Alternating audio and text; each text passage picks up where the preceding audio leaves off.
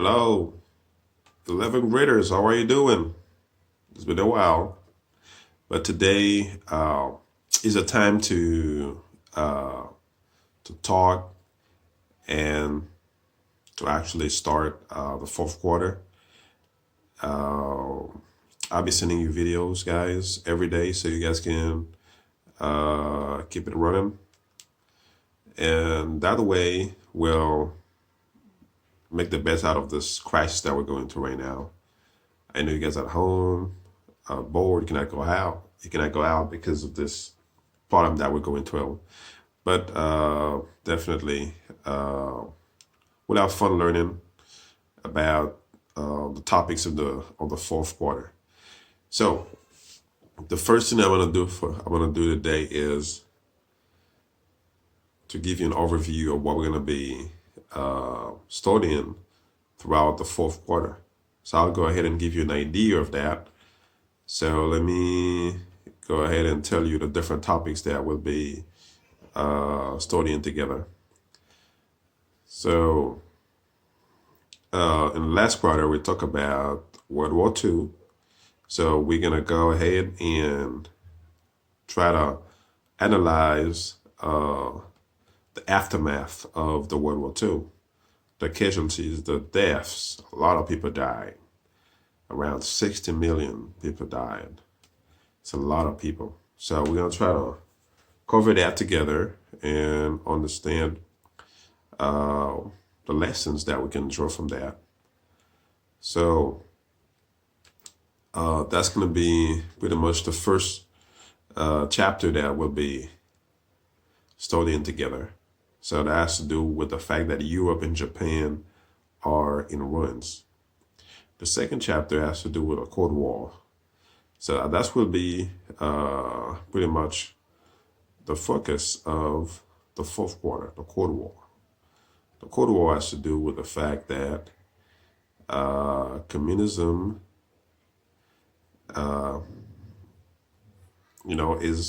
is being promoted by Russia, and capitalism by the United States, and the word is divided in two, and that's why recent teaching talk about the Iron Curtain. So we'll talk about that, and we'll talk about how the superpowers are face off, and how China actually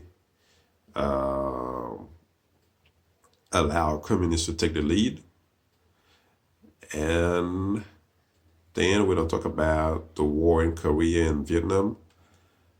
And we're going to try to understand how the Cold War divides the world in two, right? And then at the end, we're going to have a review, and that's it. And you guys are going to have your evaluation.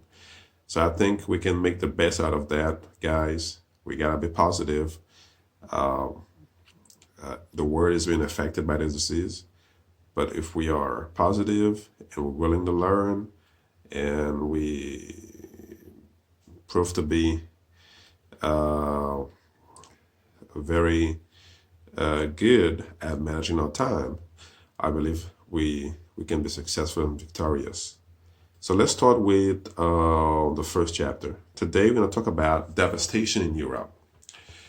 Devastation in Europe, which will account for the aftermath, the consequences of the World War II. We'll try to answer this question here. Why did so many Europeans take the roads and wander the countryside after the war? So, two main ideas. We're going to try to understand how the World War, most European countries were destroyed by the war, and we're going to try to understand as well the misery that continued after the war. That's what we're trying to understand together today. And let's kick off. First, as I said, the war left 60 million dead. 60 million. And we can say that The war actually, the World War II, has caused more death and destruction than any other conflict in history. So 60 million may be a population of a whole country, and the Dominican Republic doesn't have 60 million people. So you guys can imagine how many people died. That was very horrific. So there's another 50 million people that being uh, uprooted from their homes and wander the countryside in search of somewhere to live. In terms of property damage, it's around it's billions of dollars, US dollars then. And at the end of the World War II, the whole Europe was in ruins, right? And around 40 million Europeans have died in the war only. 40 million Europeans only. And most of them, they're civilians. Because of the constant bombing, shelling, that destroyed most of the European cities. And as well, the ground war actually has destroyed the countryside as well. And many people, they were homeless. They don't know, they don't dare have anywhere to live because of the fact that the cities were destroyed, the countryside were destroyed, they were homeless. So people were living in misery, dire misery. So let's talk about right now the destruction. So we're going to talk about destruction now. The destruction actually, we can actually try to understand that by taking account of the Battle of Britain. When the Germans, they attacked Great Britain, they were hoping they could get the city easily, but the British, they were very consistent, and they were determined to fight for the cities, even if the Germans were destroying everywhere, everywhere in London.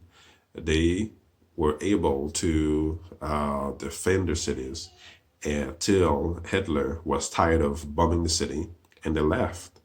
But the consequences were very, uh, uh, you know,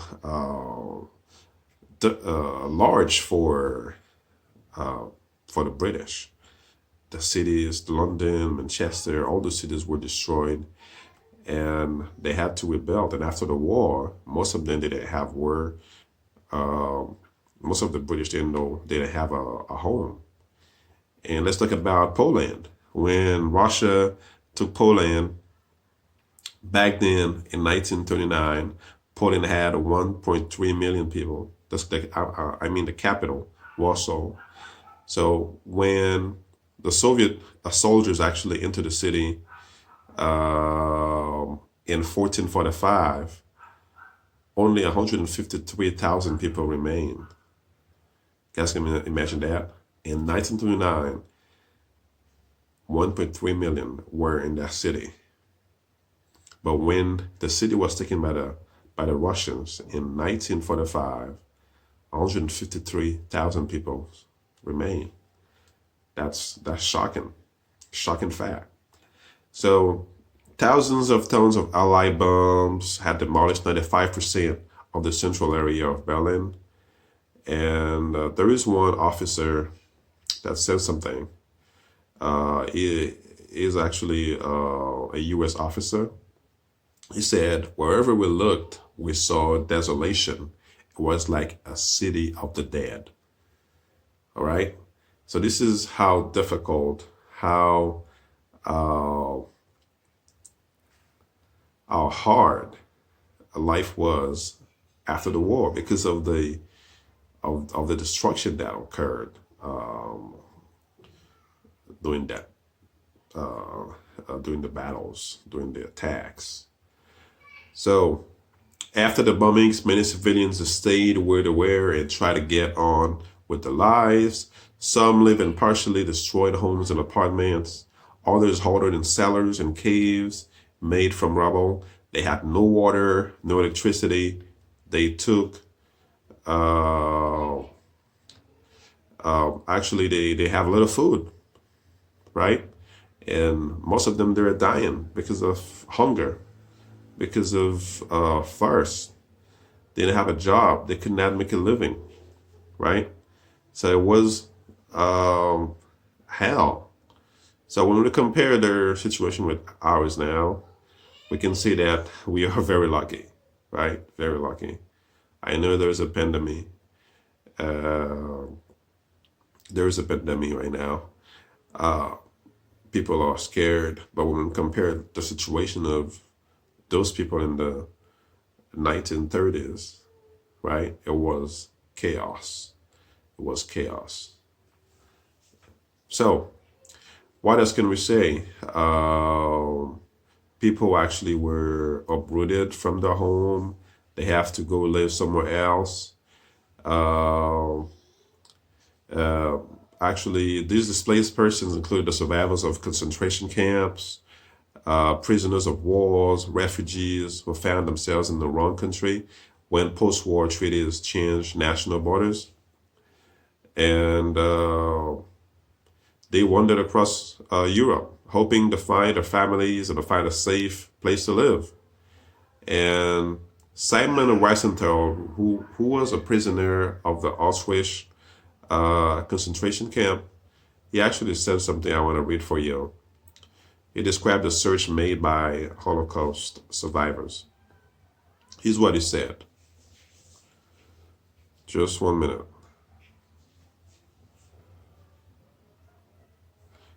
Here's what he said. He said, across Europe, a wild tide of frantic survivors was flowing. Many of them didn't really know where to go. And yet the survivors continued the pilgrimage of despair. Perhaps someone is still alive. Someone might tell where to find a wife, a mother, children, a brother, or whether they were dead. The desire to find one's people was stronger than hunger, thirst, and fatigue, right? They wanted to find their people. The Jews mainly, they wanted to find their families or relatives, even if they were hungry, thirsty, they didn't have a home, but their main focus was to find a family. Sometimes they were in the one country, right? They were not in their own country. They have to go around Europe to find their family. That was very difficult and that was very brave. So let's talk a little bit about the misery that actually continues after the war. The misery that continued after the war, that continues for the whole 1940s. And we can actually identify many factors that cause that misery to be rampant.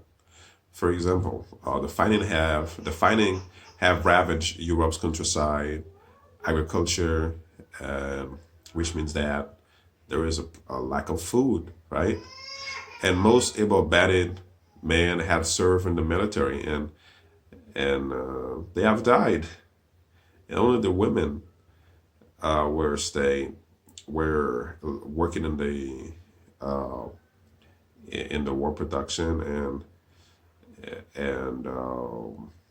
and few of the men were remained to plant the fields. So uh, that was very difficult for those women and those men that left behind because they were on their own.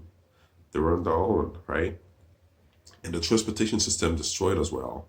The meager harvest often did not reach the cities because the roads were destroyed. Even if they could plant their seeds, they could harvest, get some food, but that food actually they can only eat it themselves. They cannot actually bring it to the city so they can sell it. So that was difficult for those who stayed in the cities. And thousands have died. Thousands died as famine and disease spread to the bombed out cities. And one thing, what about the winter? When the winter actually came in, that brought more suffering as people went without shoes and coats. People didn't have any help from the government because the government was too busy solving the post-war problems. They were more into politics. The civilians, the people, they actually had to take care of themselves. They could not rely on anybody else. And most of them, they were helpless and they died because of hunger, thirst, disease. No work, no family. They have to wander all around Europe to find their families. That was difficult. You guys can imagine that. So now I'll go ahead and give you an idea of the cost of the World War II, allies and Axis. So the United States actually spent $288 billion in the war. Only 292,131 people died in the war. No civilians died because the war never get to the American continent. What about Great Britain? Great Britain actually spent $117 billion and only 272,311 people died. 60,595 people, civilians died. France spent $111.3 billion for the war.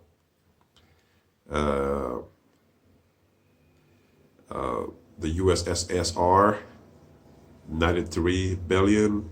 Germany, $212.3 billion. Japan, $41.3 billion. So the country that actually lost the most people is the Soviet Union.